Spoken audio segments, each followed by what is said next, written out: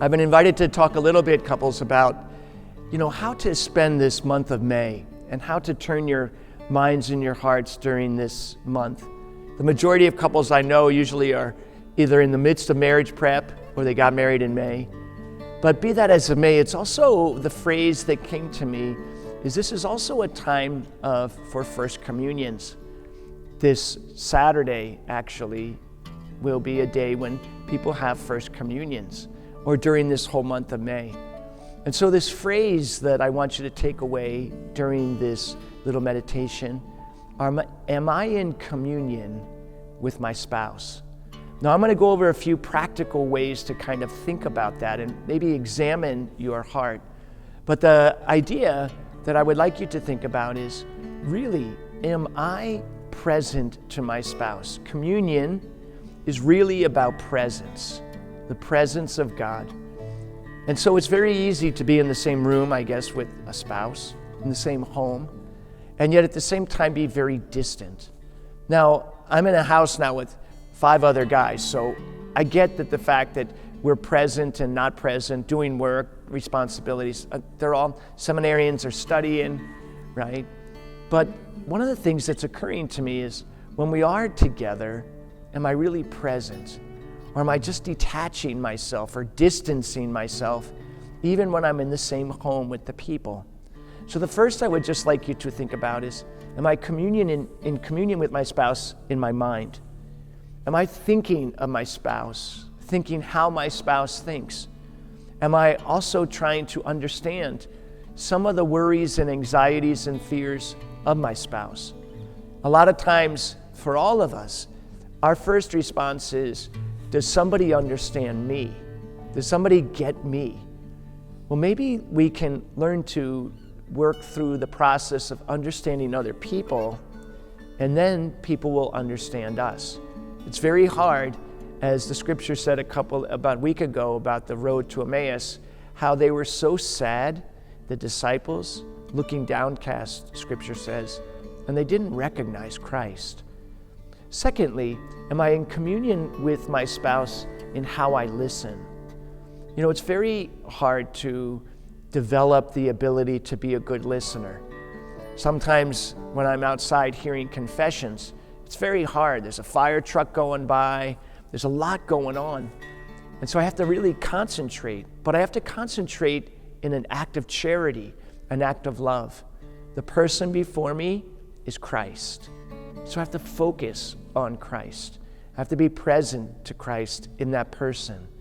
To be in communion with your ears is to not have a conversation going on in your own head while your spouse is listening. Defensiveness, right? Critical approach to the other one. Thirdly, just thinking of my mouth.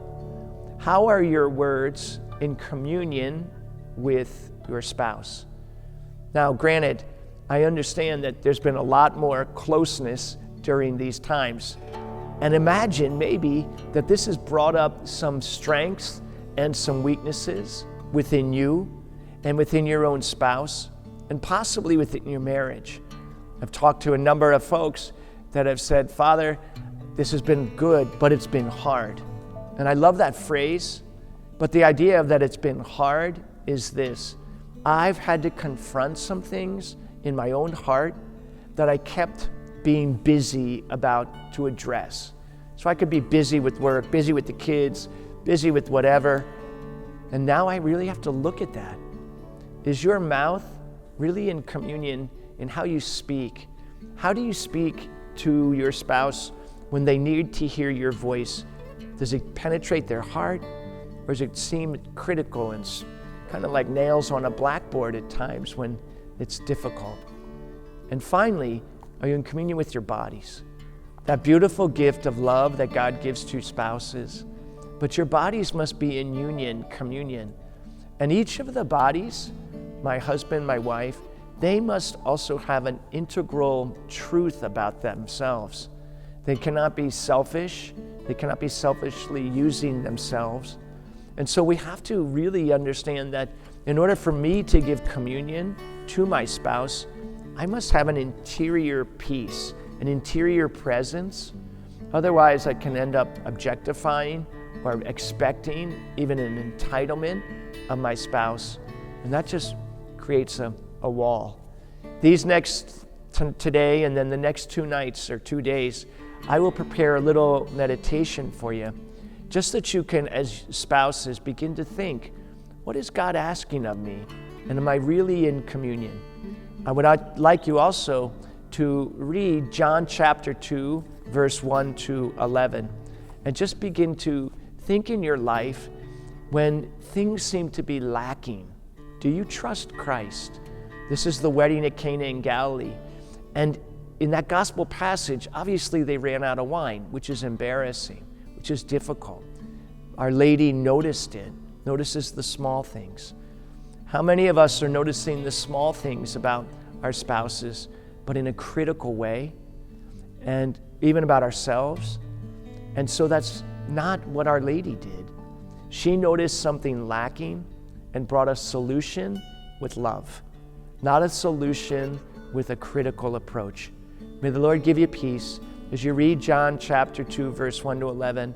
Sit outside, enjoy the time, take a walk with your spouse, do what you need to do. But may the Lord inspire you to be in communion this night. God bless you.